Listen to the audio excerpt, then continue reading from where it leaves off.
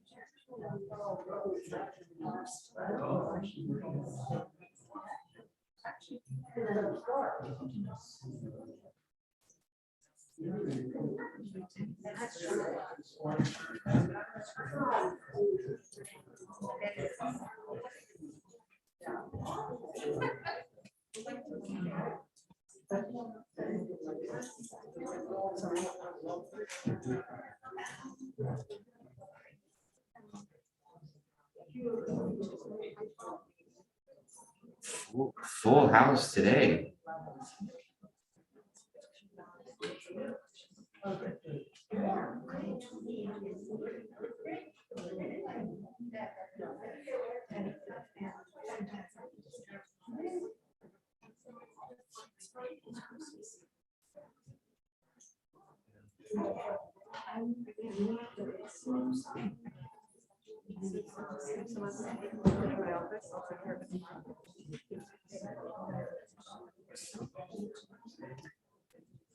Welcome, everybody.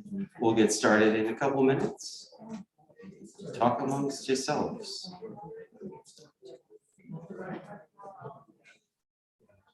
Everybody, Shell has entered the building. Hello, Shell.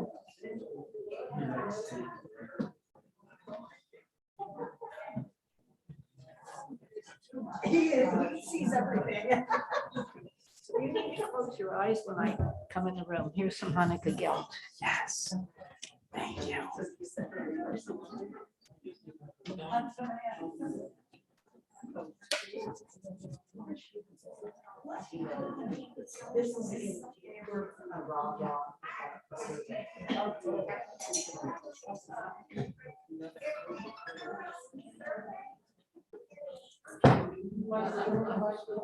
You get something even better.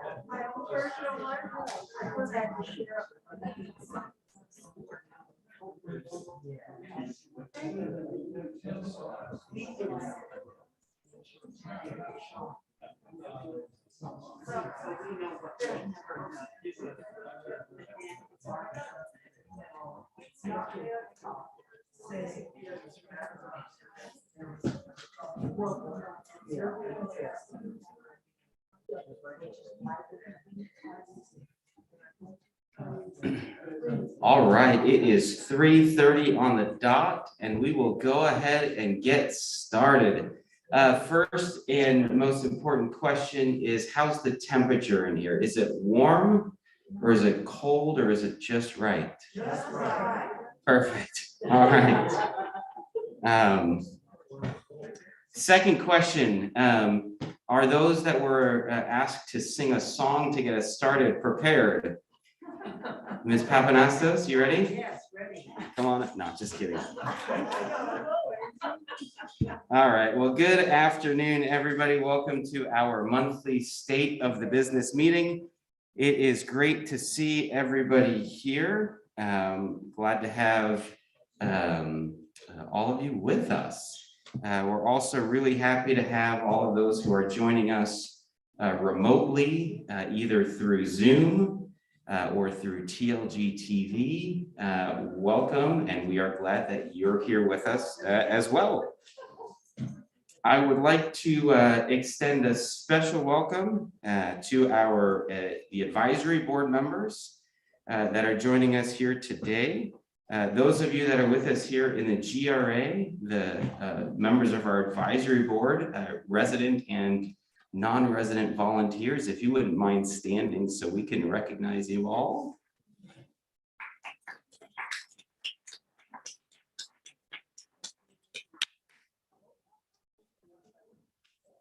We truly appreciate each of you, and we look forward to getting to know one of you, Susan, a little bit better in just a few minutes.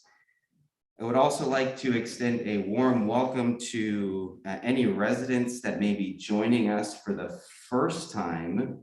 I don't know if we have any here with us in the GRA, but if there are any residents that are here joining us, either here in the GRA or at home for the first time, welcome. We are so glad you're here, and we hope that you will continue to join us the first Thursday of every month at 3:30 p.m.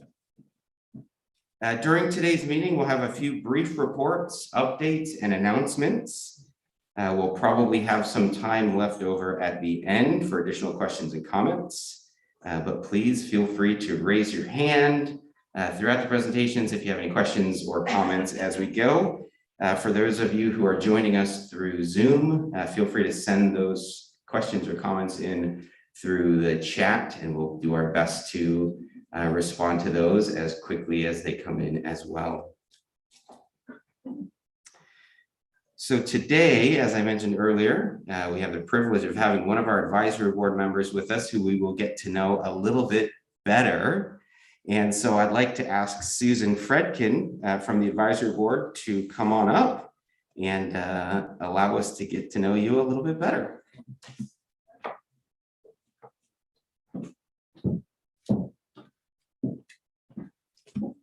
A few notes just to keep me on track. Susan, This is move the microphone okay. forward. Which Yeah, way? there you go. Get right up on it. I'm really here. Okay. Anyway, it's nice to see everybody. And so a little bit about me.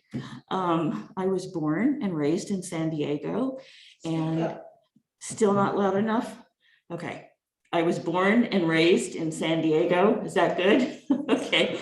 And I'm a middle child. I have a sister 3 years older and a brother 6 years younger, who I spent much of his early childhood trying to educate him and work on my early teaching skills, although he did not necessarily appreciate all my efforts.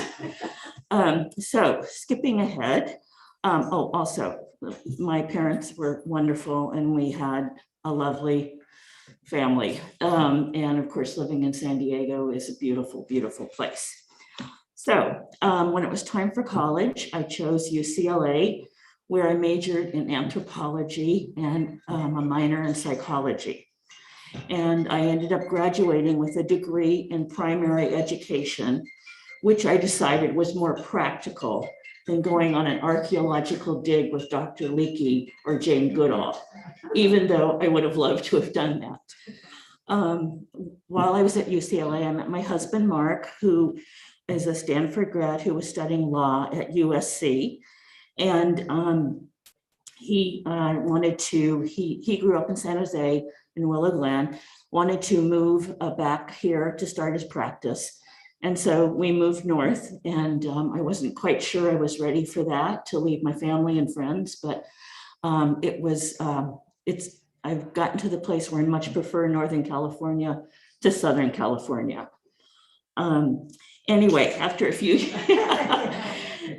years of experience, he and a few Stanford college friends started their own firm, and he is a trial lawyer specializing in civil litigation. He's tried cases around the country, and almost 50 years later, he's still working full time, even though I have suggested that he might cut back just a little or even a lot. Meanwhile, I began teaching sixth grade in East San Jose at Robert F. Kennedy Elementary School.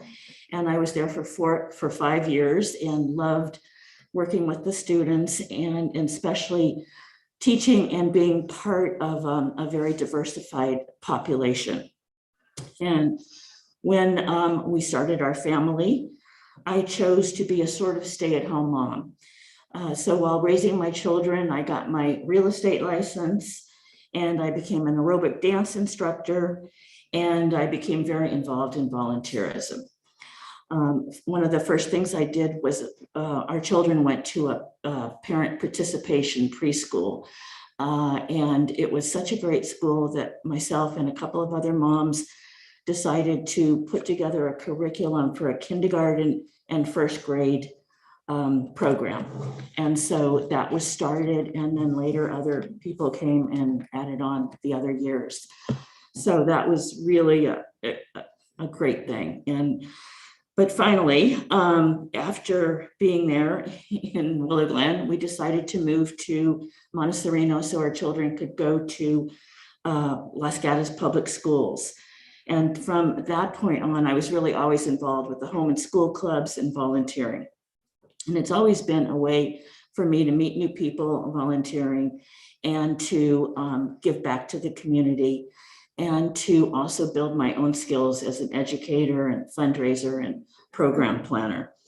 So I've served on the boards of a number of organizations, one of them the Junior League of San Jose. It's the volunteer training organization, Congregation Shir Hadash, which some of you may know, which is very close by, Jewish Family Services of Silicon Valley, and a number of others.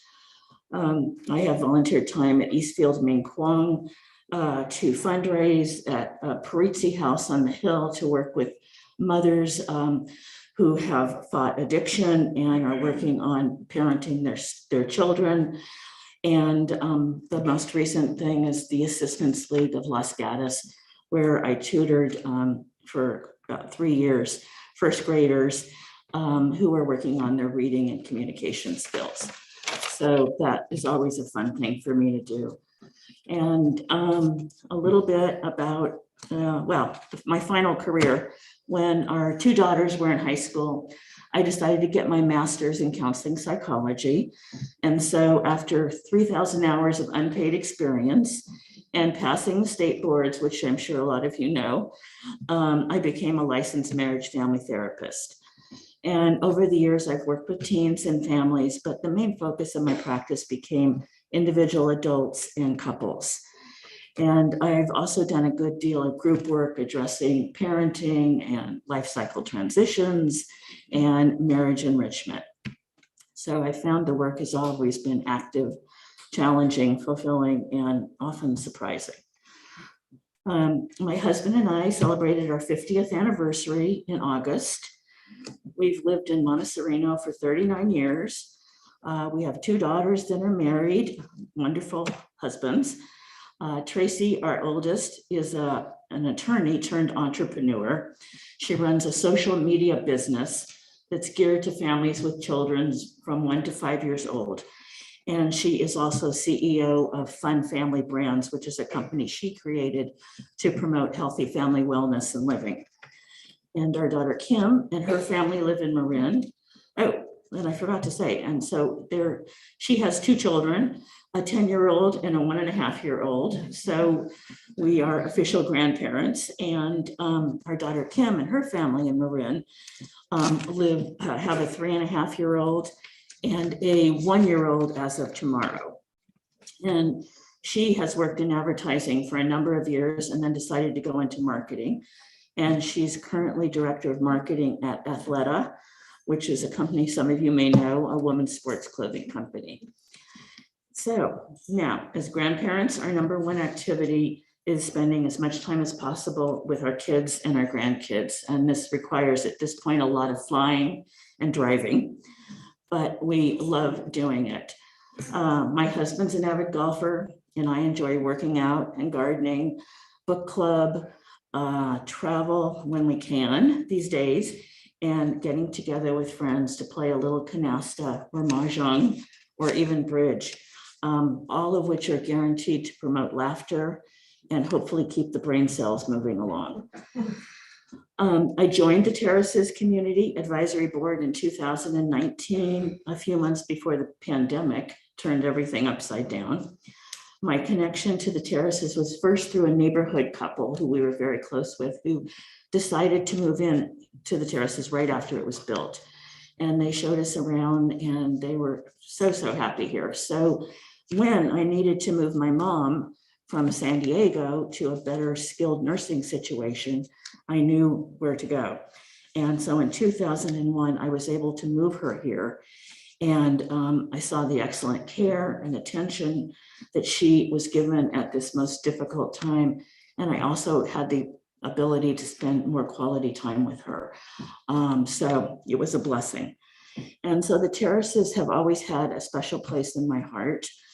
And when I was approached about getting involved with the Community Advisory Board, I realized as a senior myself, this was a place where I would like to contribute and hopefully in a meaningful way.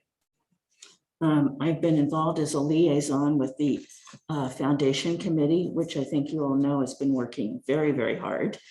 And I am the board secretary currently.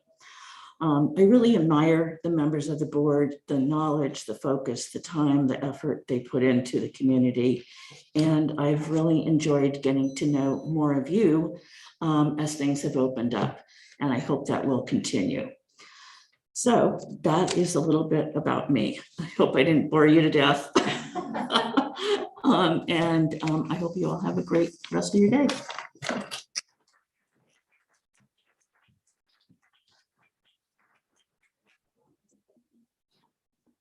Thank you very much, Susan. Thank you for that report, that little bio, and thank you for all that you do for the Community Advisory Board. And also thank you for all that you have done over the years for the greater community. I knew you had done a lot, but I didn't know you had done that much. So thank you for your many, many years of service.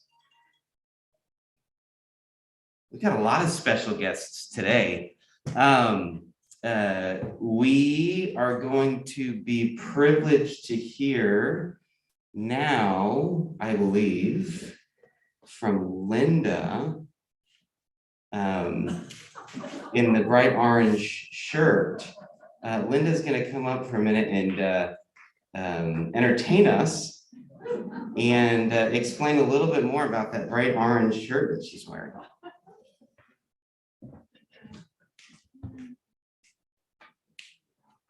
How could I possibly be entertaining after Bradley? But I'll do my best. He should have worn his orange shirt because it's one that shows what we're about to do here, which is to vote to be the best senior community. Are you wanting me to take my mask off, Paul? Yes. Yes. He's so subtle. Anyway, we're going to be voting to be the best senior community on the whole West Coast and maybe even all across the country. U.S. News and World Report is starting a new campaign, a new category. You know, they've done hospitals, they've done universities, they've done all those boring things. And now they're going to do senior living. And of course, we know we're the best out here. So we get to do a survey to prove to the rest of the world that we really are the best. So beginning next week, those of you who have an email account that is known to the Terraces will be receiving an email to fill out the survey. And those of you who don't have your email account, well, you're not a problem exactly. But Bradley will be sending you out a link to a website where you can do the survey. You'll send it out several times, won't you, Bradley? I knew he would. Anyway, because I would tell you the name of the website, but you won't remember it. It's not intuitive, but fill out the survey. If you have any questions or concerns about the survey, you see the orange shirts here? There's more orange shirts around. People wearing orange shirts would be happy to come and help you with the survey, help you fill it out. If you need help with the right answers, we have all the right answers. But if you have your own answers, that's okay too. But do fill out your survey. And if you haven't filled it out, or even if you have, come to the party. I've seen the menu for the party, and I'm going to be there. It is really good. So there'll be two parties on the 10th and the 16th. Be there. You can fill out your survey. You can celebrate the fact that you already filled it out. You can eat, you can drink, you can stay as long as you like.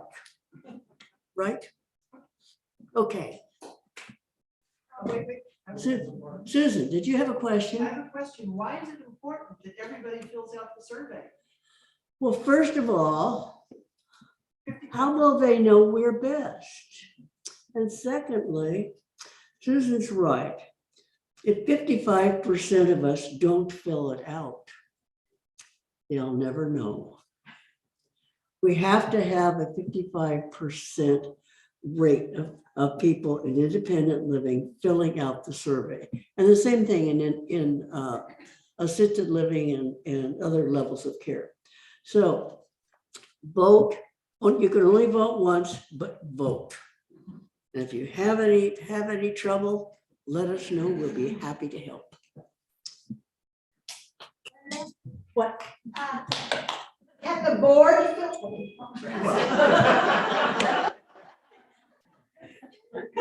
You're not an independent living resident. I can't speak to you. Okay, only independent living. The board can't fill out surveys. Not that I've heard of, If, but if a member of the board happens to be a family member of a resident, Okay, they Like can you. complete it on behalf of the resident. thank you. But the resident might want to fill out her own survey. Just remember that.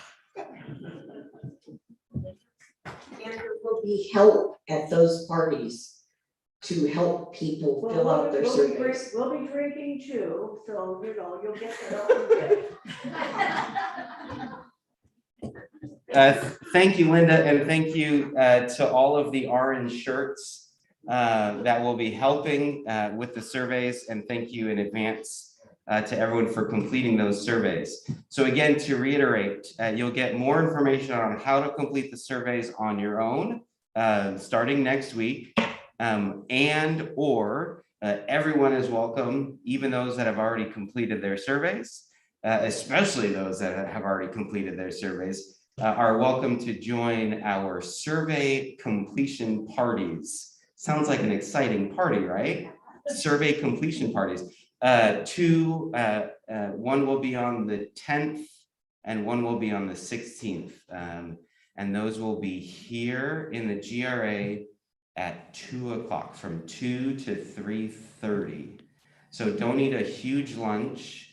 And for those of you who like to have a drink in the late afternoon, you can have one in the early afternoon on those days, as well as the late afternoon. Again, thank you, Linda, and all those that are helping facilitate this important survey. Let's see. Next, as I'm sure you all know, the residents of the Terraces of Los Gatos are very hardworking.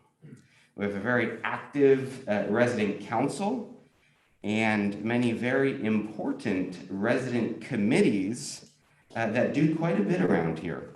We'd like to take a few minutes now to recognize one of those very valuable committees, the Auxiliary Committee. So if all of the resident members of the Auxiliary Committee that are here with us wouldn't mind coming and joining us up front for a minute, we would appreciate that.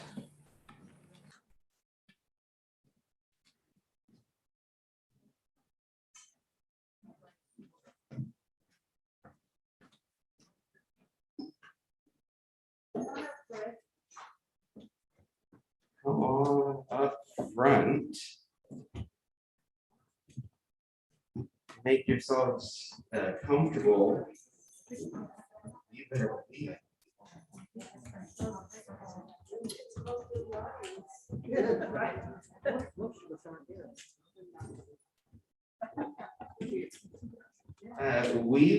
I'll pass the mic over to Ruby Eck, who's going to give us a little bit of a rundown on the Auxiliary Committee.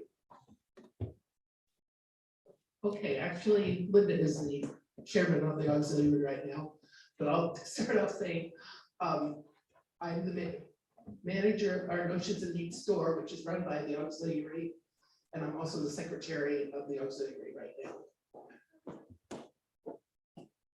one more thing, the store, we've got about 16 people who volunteered at UC as clerks. But we've got another 16 behind the scenes who purchase things or just help to keep the whole store running. So it's a lot of people, at least 32 people involved in the store just to have it running. It takes a village to have the store. And the purpose of the store is to make some money to purchase things for the terraces or residents of the terraces needs. We have over the years bought TV, big TV for the health center. We have bought all kinds of fitness equipment. We've bought many, many kinds of items over the past 10 or 15 years. And it's all done through the work of the people here at the store. So if we can ask each person here to introduce themselves and talk about, just to say their name and what your role is in the store.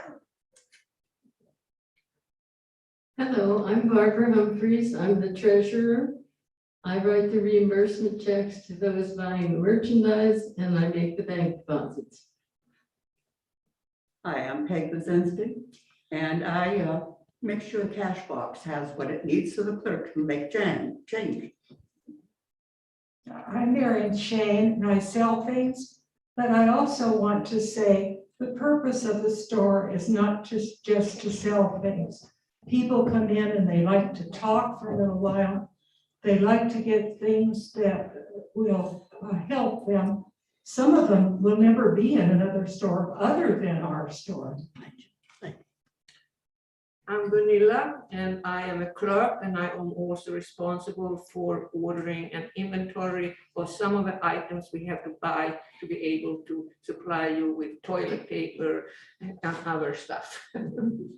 Hi, I'm Judy Lovell. I'm a clerk in the store and I take care of the greeting card rack. Y'all come in and buy greeting cards. The Christmas cards are up.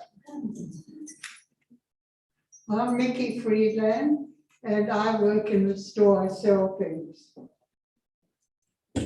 I'm Beryl Rodenbaugh. I'm in charge of merchandising all of the jewelry that is donated for our store. And I intend to be a good, successful person in this endeavor because I believe in the idea there is no such thing as too much bling.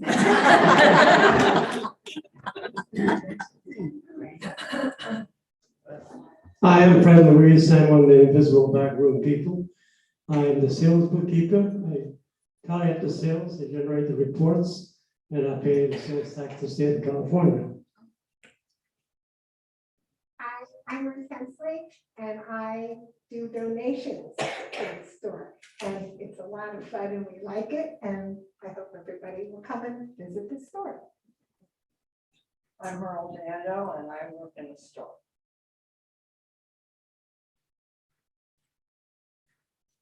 I'm Kate Murphy and I do Costco shopping for the store, for some things at least.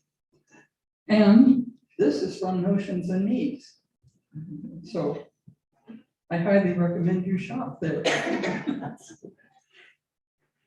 If you haven't been to Notions and Needs, do come. If you would like to contribute to the work of the auxiliary, come talk to Rubiette. She's got a job for you.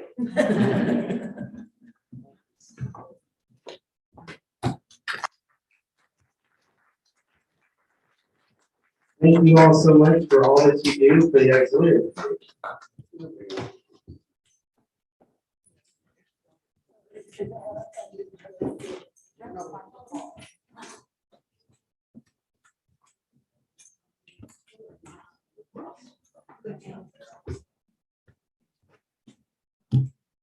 All right, thank you all very much. Thank you to the auxiliary committee and all the committees for all the wonderful work that you do throughout the community. Next, we're going to have Linda Sampson come back up. No, I'm just kidding. No, we next actually will have the privilege to hear from someone who we don't get to hear from very often. Has anyone ever heard of something called coronavirus? Anybody? How about Omicron? Yes. So Dana Concepcion, who most of you probably know or at least have seen, she's our community infection preventionist.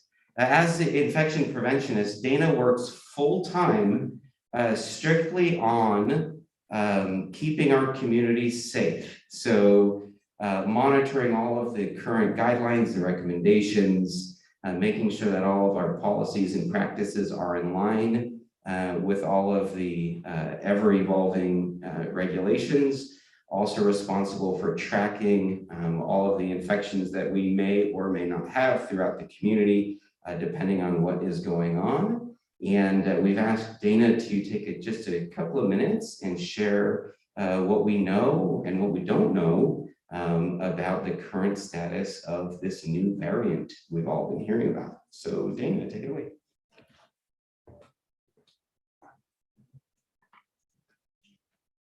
Hello, my name is Dana and I'm your infection preventionist nurse. So as we heard or seen in the news lately, we have a new variant. Thank you. We have a new update on the Omicron variant that was first detected in South Africa.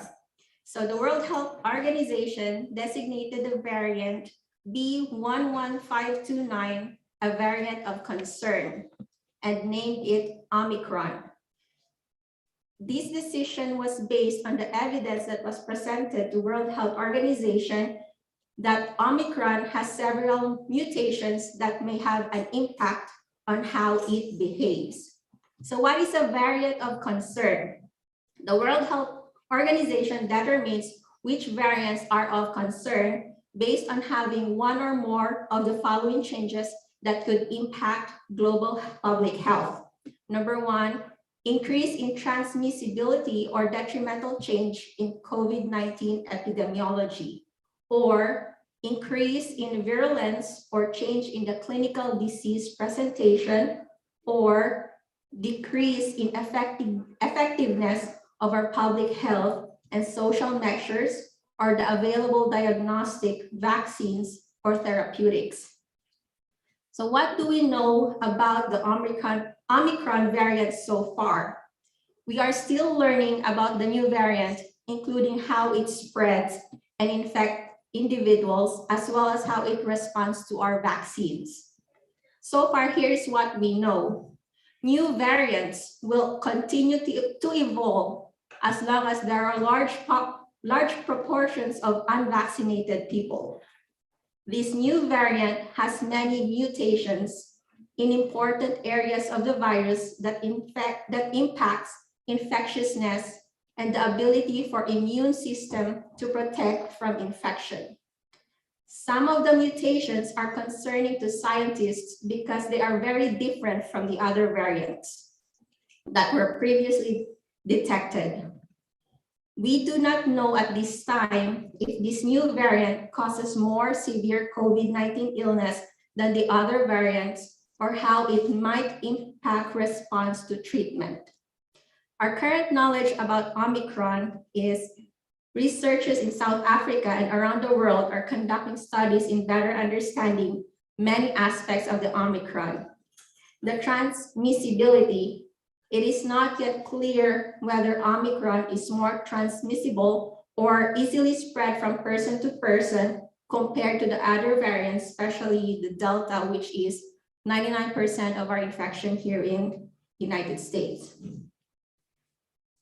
Severity of disease, it is not yet clear whether infection with Omicron causes more severe disease compared to other infections from the other variants. There is currently no information to suggest that the symptoms associated with Omicron are different from those of other variants. Initially, the reported infections were among university students, younger individuals who tend to have more mild disease, but understanding the level of severity of the Omicron variant will take several days to weeks to understand. The effectiveness of prior infection from COVID. The preliminary evidence suggests that there may be an increased risk of reinfection with Omicron.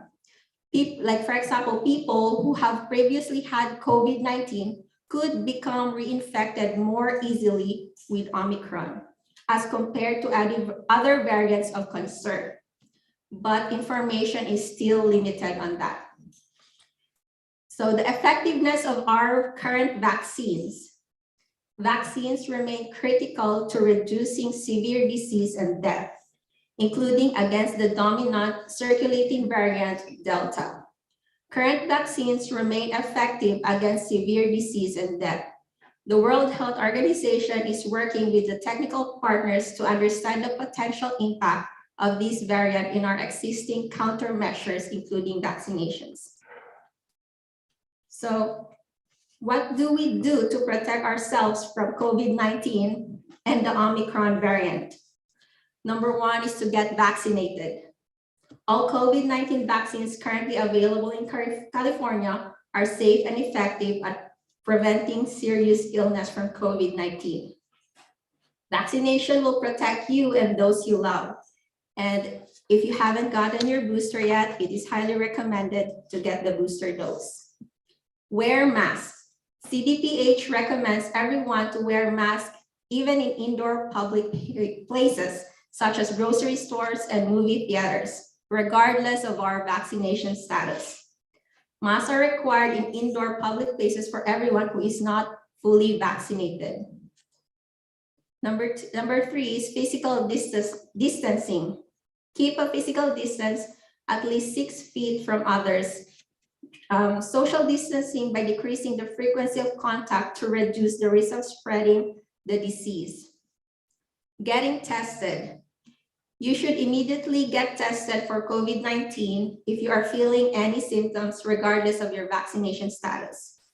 COVID-19 symptoms can feel like a common cold, including just the sniffles, season allergies, or flu. And stay home if sick. Staying home if you are feeling sick. And other recommended actions. Open windows to improve ventilation, avoid poorly ventilated or very crowded spaces, keeping our hands clean, cough or sneeze into a bent elbow or tissue. Can our current COVID-19 tests detect the Omicron variant? Yes. Current understanding is that our available PCR test can detect the variant. What should someone who is returning from a country or of concern do? If we have, especially during the holidays coming up, if we have family members, friends who is planning to visit us these coming holidays, the CDC recommends that travelers from outside the country, especially from Southern Africa, Botswana, Zimbabwe, Namibia, Lesotho, Eswatini, Mozambique, and Malawi, is to test within 3 to 5 days after their arrival, to quarantine for 7 days, and isolate and test if COVID-19 symptoms develop. So far, our timeline of events related to the Omicron variant: on November 9, the first known confirmed Omicron infection from a specimen collected in South Africa. November 24, South Africa announced the detection of a new variant following the genomic sequencing. On November 26, the World Health Organization designated the variant of concern and named it Omicron. The US government placed a travel ban for non-US citizen travelers from the areas of concern. And on November 27, at least 115 recorded cases were identified, with most from Botswana and South Africa, and others from Hong Kong, Belgium, Israel, Germany, Netherlands, and the United Kingdom. December 1, our first detected case in the US from California. The California and San Francisco Department of Public Health have confirmed that a recent case of COVID-19 from an individual in California was caused by the Omicron variant. The traveler returned from South Africa on November 22. The individual was fully vaccinated, had mild symptoms, which is already improving, and is currently self-quarantined. And today, December 2, we have our 2 cases. Second case of Omicron was reported in Minnesota from an individual who traveled from New York, which have any record of traveling outside of the United States. And the third case, a female resident of Colorado, has also contracted the variant strain of the virus. The woman had recently traveled to South Africa and is also fully vaccinated. And from the person who had the positive case of Omicron in Minnesota, one of his close contact friend also tested positive, but they are still waiting for the genetic sequencing to determine if it's an Omicron variant. And so for California Department of Public Health, recommendations for testing for the holidays. If we do have family members or friends that would like to visit us, regardless of their vaccination status, we can, or if we could, at least ask them to have a COVID test prior to visiting or seeing you. Thank you.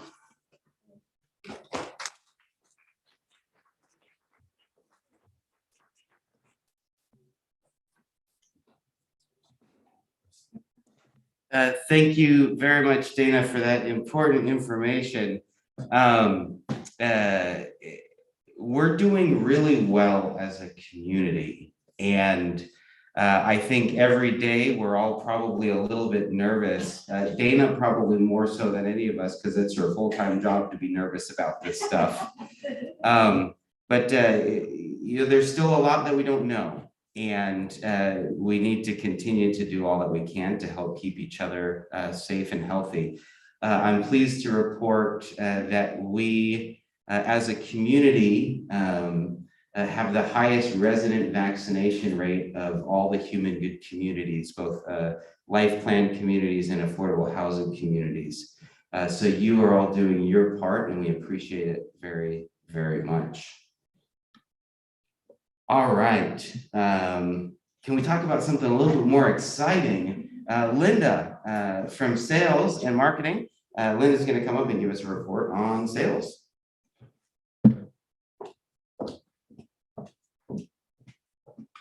Okay, good afternoon, everybody, and I love to be a head cheerleader, so I wish I had some pom-poms up here because we're going to talk about good stuff. First of all, I love the orange shirts. Absolutely love them. I noticed them when you first walked in. They're great. Thank you all who are participating and leading that charge. I think most of us who, of you who live here and those of us who work here would agree. It is, Chair says Los Gatos is the best senior living community around. And I think after that survey, the good news is, we have strong occupancy here. We're full. We have a strong wait list. Something like this just adds to our accolades, and it's nice to keep our pipeline full. Bradley, we need more land. We need more apartments. We need stuff to sell. But anyway, it will keep us full, like we like to say. Thank you all for your hard work. Secondly, I am just returning this week from a very brief medical leave. It wasn't so serious. I'm so happy to be back, but I want to just say thank you to my team, EJ, and who is our sales assistant, and Jana, our sales counselor, for just doing a stand-up job in my absence. And it's like I was never gone. And I think that's what, as leaders and directors, we all want. And thank you to the other departments for supporting them. Okay, let's talk about wow, we're in December, last month of the year, fourth quarter, and again, end of the year. So current occupancy in independent living. We are currently occupied at 171 apartments out of 175. So 4 are vacant and under renovations. All 4 are reserved. Assisted living, there's 44 apartments that are occupied out of 45. The one that is vacant is reserved. And in the Grove, there's 15 apartments occupied out of 16, and that one apartment that is vacant is reserved. So for December, there's 4 move-ins, and I will read off those names and so that you can help us welcome these new residents. Mr. Shi Jung Chang contracted in on December 1st, yesterday. He is not physically moved in, but I know he was on campus, I believe, yesterday or today for lunch, and had lunch with a couple of residents. For those of you who might have eaten with him or saw him in the dining room and welcomed him, thank you. We do not have his exact physical date yet that he will be here for the month, but he is already a resident and an occupancy. Today, December the 2nd, we welcome David and Corolla Bamberger. They are physically moving in today as we speak. So welcome. They are moving, excuse me, Mr. Chang, by the way, moved into Q168. David and Corolla Bamberger will be moving into R269. The next move-in will be on December the 15th, which will be Helen Jenzik. She's coming in from Florida. She will be moving into M150. And then on December the 21st, we'll welcome Sylvia Metzler into E123. So for the end of the year, I anticipate that we will, it looks like we're going to have 2 more vacancies for the end of the year. Those will probably be sold. We'll probably take deposits on those, but of course they'll need renovations, so the move-ins, new residents wouldn't come in. But for the year of 2021, recovering from COVID, we have had a really, really strong year. People still want to be here. You all are great residents. It's a warm community, and people are just knocking down the doors to get in. So we're very fortunate. So by the end of December, we will have had 23 residential move-ins, 2 move-ins from outside into the Grove, and 1 outside move-in to assisted living.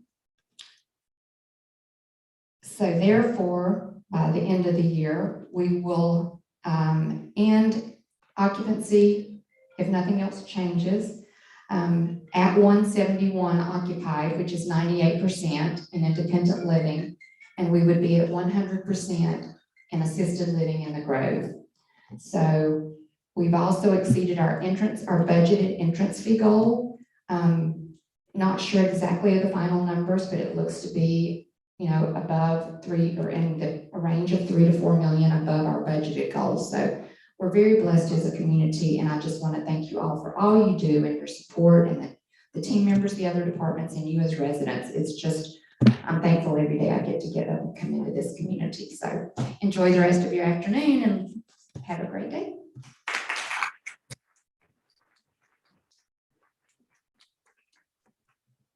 Thank you, Linda, for that report, and thank you to you and your team for all that you do.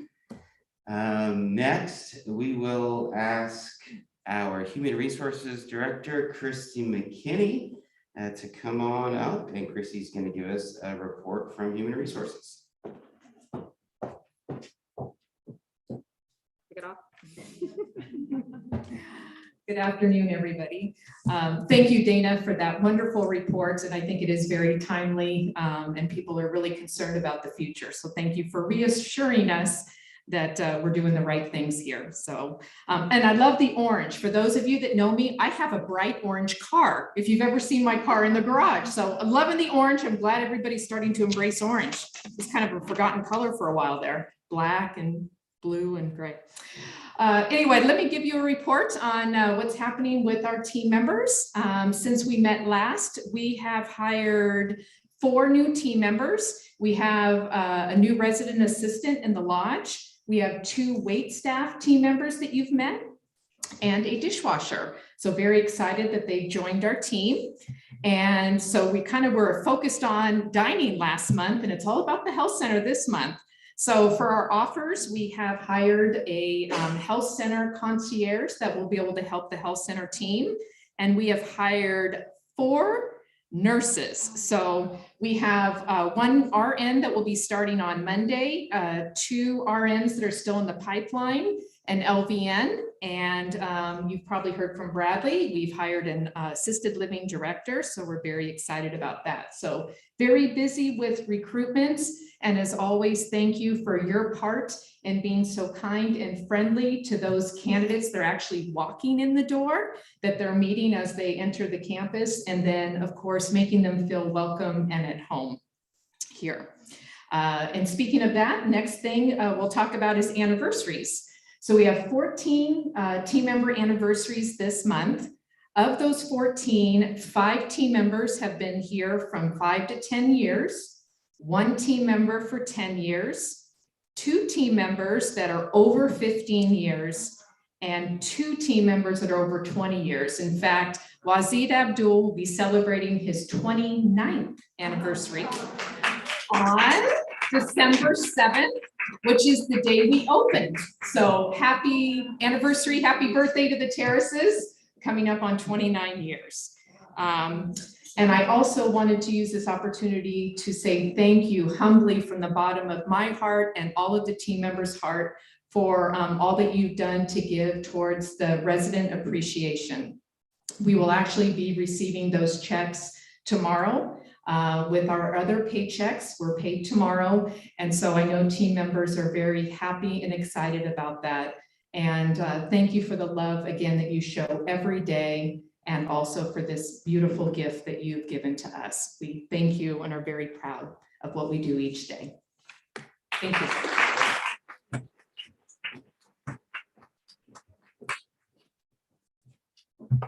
Thank you, Christy, for that report, and as always, for all that you and your team do as well. We know that staffing, recruitment, retention is the focus of all of our attention right now. And we're fortunate to have you leading our human resources department. And I would also like to reiterate what Christy said in appreciation for all of the generosity of the residents who contributed to the Team Member Appreciation Fund. That really is something that is very, very meaningful and more impactful now this year, I think, than ever before for all of our team members.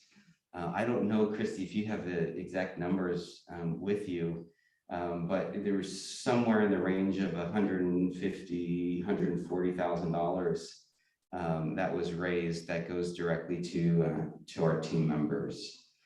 So 220 or so team members, $600 or so on average per team member. So truly, thank you very much. Ms. Papanastas. Yeah, can I make a suggestion? Absolutely. I love knowing the names of the wait people in the dining room. And I don't know how long it takes to get a name tag, but I wish they'd even wear something that's temporary so that I would know. I like calling them by their names. Thank you for that. That is a great recommendation. And I know that that's something that we've been working on as well. So we should see some improvement there shortly. Thank you. All right. Wow. Time is flying. Okay. Next up, we've got Vincent Forrester, our Director of Buildings and Grounds, for a report of what's going on around the community.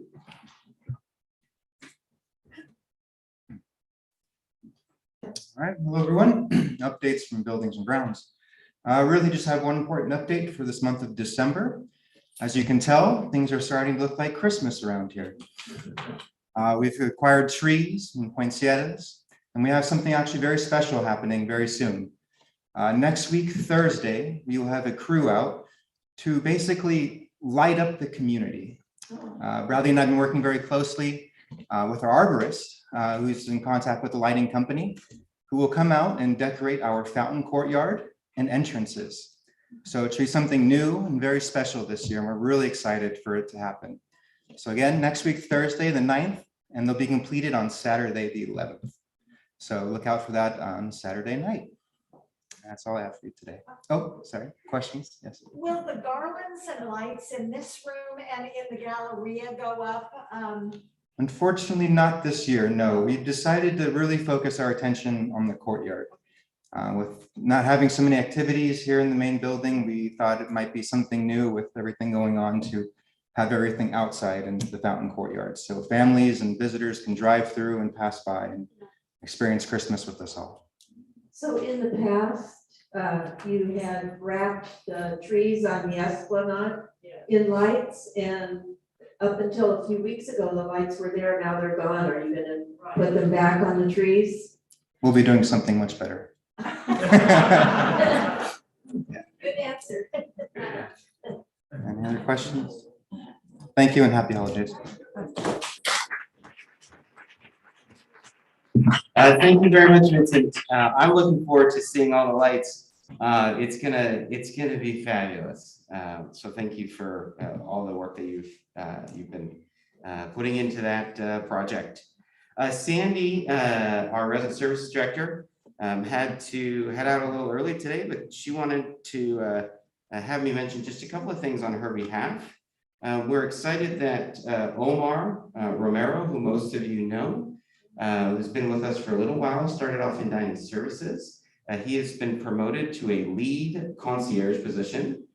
So he's stepping into a slightly new role.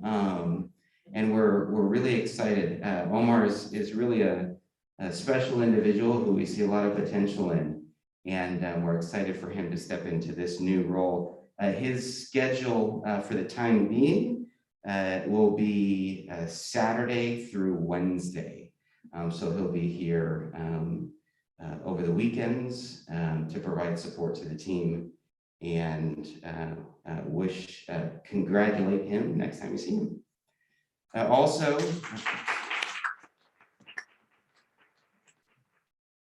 as Vincent mentioned, there are some upcoming events, activities that will be taking place over the next few weeks out in the Fountain Court.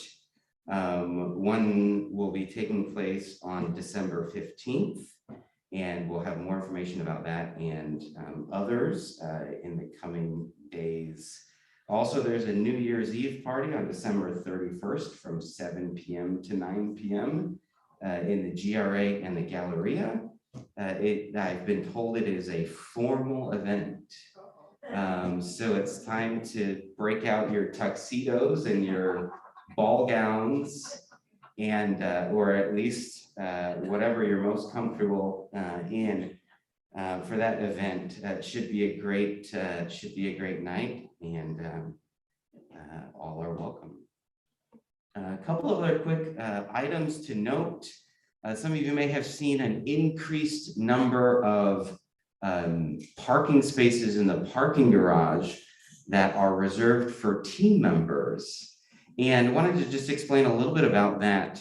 What we have found over the course of the last few years, as residents are becoming less and less dependent on having their own vehicles, it's opened up quite a few parking spaces in the parking garage.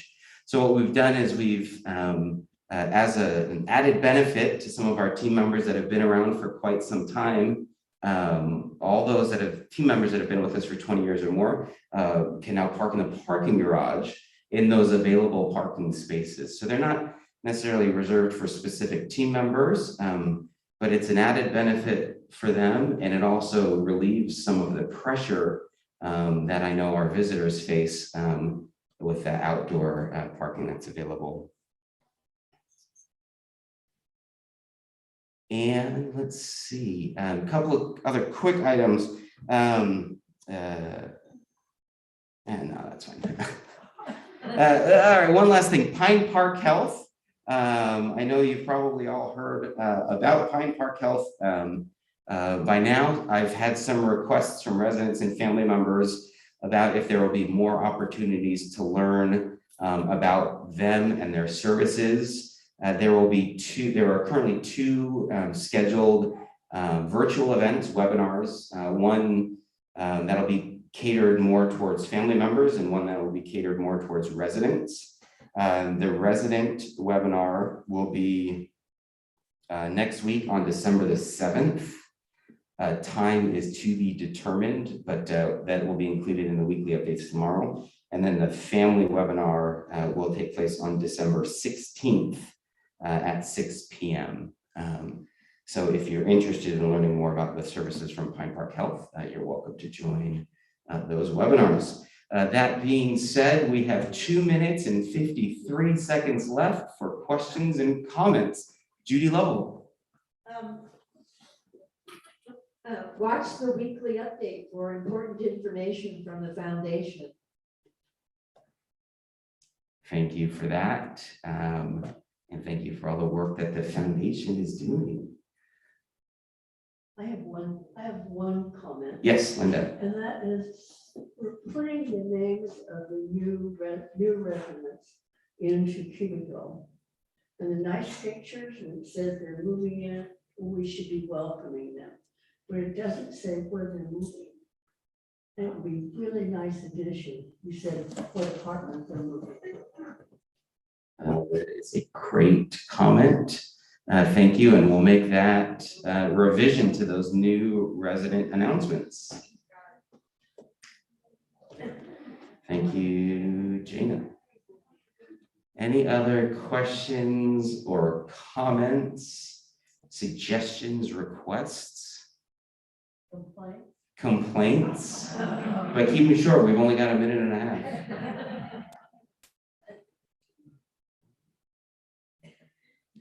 Yes, Ms. Papanostas. There might be people who don't know about the best,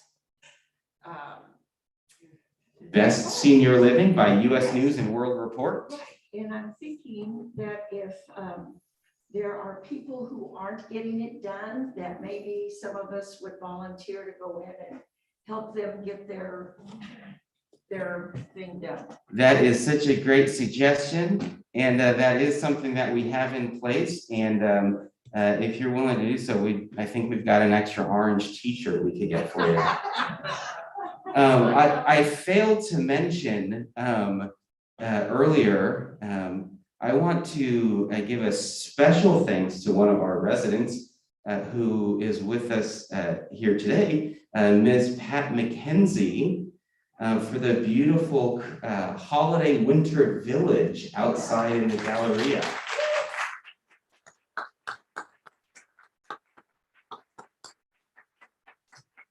It is absolutely beautiful, and we know that you put a lot of work and a lot of heart into providing that for the community each year. So thank you so much. Thank our daughter, she did the work. And we thank her daughter as well. All right, anything else? We've got 2.5 seconds. All right, thank you all so much. Enjoy the rest of your afternoon, and we'll see you again soon.